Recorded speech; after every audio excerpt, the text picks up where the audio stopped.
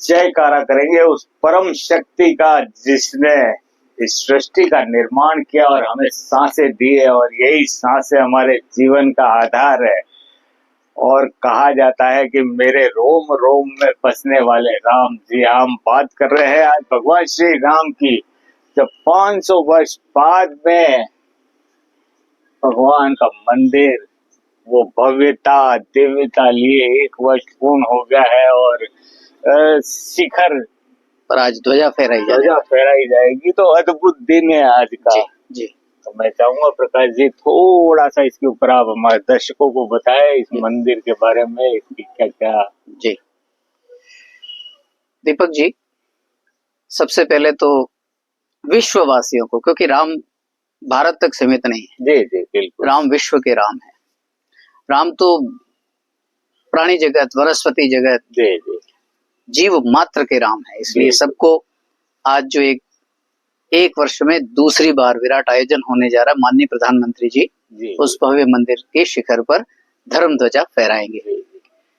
तो इसके पीछे जो महत्वपूर्ण संदेश है वो ये है कि रामो विग्रहवान धर्मः, धर्म का विग्रह भगवान श्री राम है। धर्म यानी प्राणी मात्र का, जीव मात्र का कल्याण करने की हमारी जो मानसिकता है, हमारी जो अवधारणा है, वो धर्म। वैसे तो विश्व में एकमात्र जो सदियों से, युगों से चला आ रहा धर्म वो सनातन धर्म है। तो इस आज के आयोजन के पीछे भगवान श्री राम को निज मंदिर में विराजमान करके एक भव्य दिव्य मंदिर के निर्माण के पीछे जो संदेश है वो प्रभु श्री राम की जो मानव लीला में, नर लीला में जो जीवन यात्रा है उससे सीख लेने का संदेश जन जन तक पहुंचाना है। जी। राम की सीख क्या है? राम की सीख ये है, जब वो किशोरावस्था में होते हैं तो भगवान महर्षि ऋषि विश्वामित्र राजा दशरथ से उन दोनों राम लक्ष्मण को की सेवाओं को, उनकी धनुर्विद्या को के उपयोग के लिए वो उनसे 2 पुत्रों की मांग करते हैं। इसका अर्थ यह है कि हमारे भीतर उम्र के किसी भी पड़ाव पर जो सामर्थ्य है वो सामर्थ्य हवन में हड्डियां डालने वालों के संहार के लिए उपयोग में आता है, तो वो भी धर्म है। हवन में हड्डियां डालने वाले लोगों की मौजूदगी या उपस्थिति ऐसा नहीं कि त्रेता और द्वापर में रही हो, वो तो कलयुग में भी है। कलयुग में हवन का अर्थ है इदम राष्ट्र या इदम न मम। जो श्रेष्ठ व्यक्ति, जो अच्छे व्यक्ति, जो सदाचारी व्यक्ति राष्ट्र हित के काम में लगे हैं, और जहां जहां बाधा उपस्थित की जा रही है, जो जो लोग राष्ट्र हित के काम में लगे लोगों को के लिए अवरोध बन रहे हैं, अगर इस युग में भी उन्हें निपटाने शब्द का काम में लूंगा मैं, तो ये राम काज ही है। पहली सीख। दूसरी सीख भगवान राम की एक महत्वपूर्ण सीख है। उन्हें नाव गंगा पार करने के लिए केवट से नौका मांग करके केवट की सहायता की क्या जरूरत थी, क्योंकि विष्णु अवतार में तो गंगा तो उनके दाहिने अंगूठे से निकली है, तो स्वयं ही सुखा सकते थे और पार हो सकते थे। सुग्रीव से मैत्री करके और फिर सारे जो वानर सेना थी वहां की, उनको एकत्र करके लंका पर चढ़ाई करके रावण से युद्ध करने की उन्हें कहाँ जरूरत थी, जब वो बिना फन के एक तीर से सुबाहु को सीधे उस वन क्षेत्र से लंका भेज सकते हैं। लेकिन राम की सीख है अमंत्रम अक्षरम नास्ति, नास्ति मूलम न औषधम, अयोग्य पुरुषो नास्ति, योजकस्तत्र दुर्लभो। केवट को केवट के काम में लगाना, सुग्रीव को सुग्रीव के काम में लगाना, अंगद को अंगद के काम में लगाना, हनुमान जी को हनुमान जी के काम में लगाना, जामवंत जी की सेवाएं उनकी योग्यता और सामर्थ्य के रूप में ले करके राम राज्य की स्थापना राम की सीख है।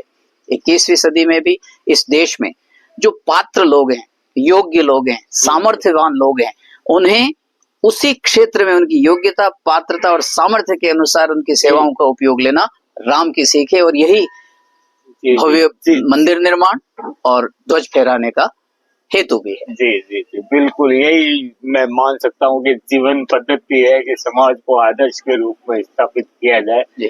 एक चीज और आती है, क्योंकि जब आज ध्वजा चढ़ने वाला है और ध्वजा के ऊपर कई चिन्ह होते हैं, और चाहे वो रामायण काल हो, महाभारत काल हो, ध्वजा का विशेष महत्व रहा है। तो मैं चाहूंगा इस ध्वजा के बारे में भी हमारे दर्शक जाने, इस ध्वजा की क्या खासियत है। जी दीपक जी, बहुत अच्छा प्रश्न है। ध्वजा पर भगवान श्री राम के समय के जैसे हम कह सकते हैं रघुवंश काल के जो चिन्ह शाश्वत रूप में, कालजयी रूप में जो उस पर अंकित थे, उन चिन्हों को इस ध्वजा पर भी अंकित किया गया है।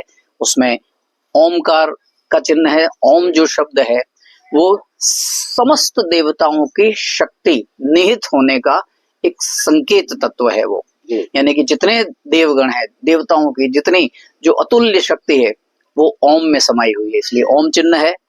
दूसरा चिन्ह भगवान सूर्य नारायण उस पर विराजमान है। इस सृष्टि में जितने देवता हैं उसमें प्रत्यक्ष देवता, जैसे हम रोज जिनके दर्शन कर सकते हैं, अंजूरी भर जल से उनको अर्घ्य चढ़ा करके और सूर्य देव के साथ में करोड़ों किलोमीटर दूर धरती पर बैठे, यही सनातन धर्म की विशेषता है कि करोड़ों किलोमीटर की दूरी को कौन पाट रहा है? अंजूरी भर जल की कुछ बूंदें।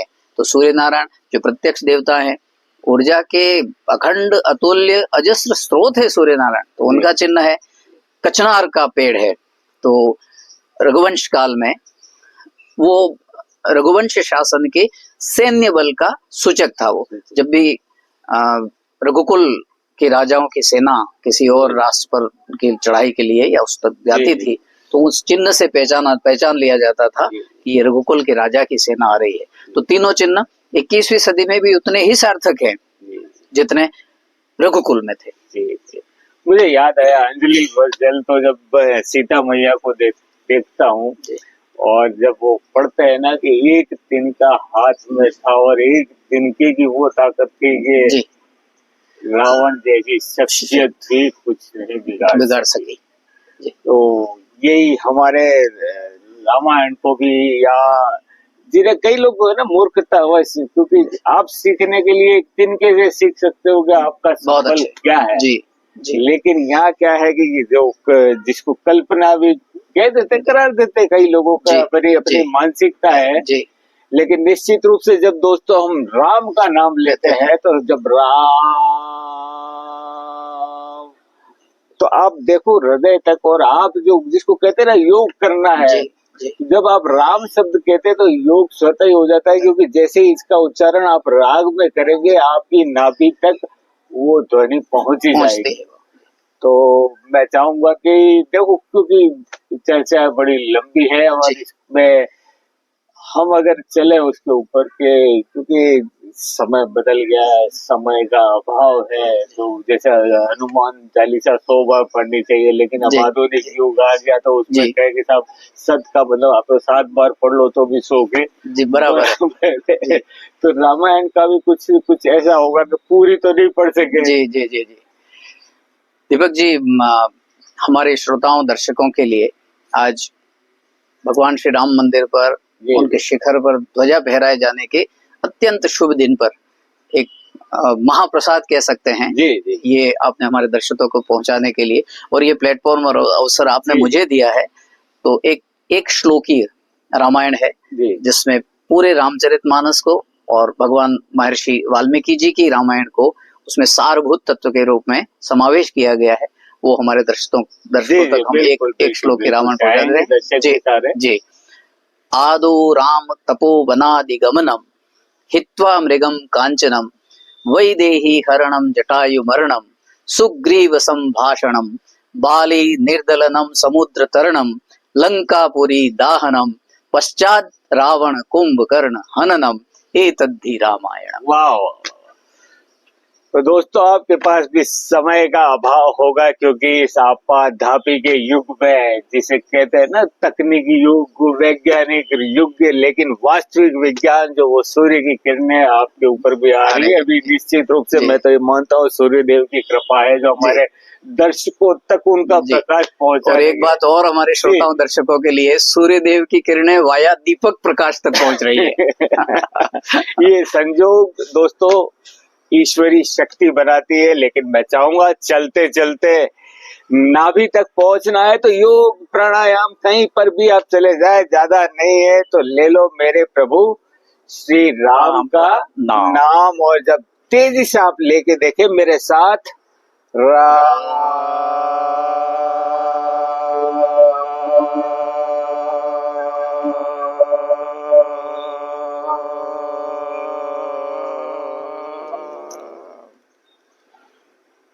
दोस्तों आपकी भी जय हो, आपकी भी विजय हो। जब आपने नाभि तक महसूस कर लिया, ये जो शब्द, ये जो ध्वनियां है, निश्चित रूप से राम के नाम में वो शक्ति है।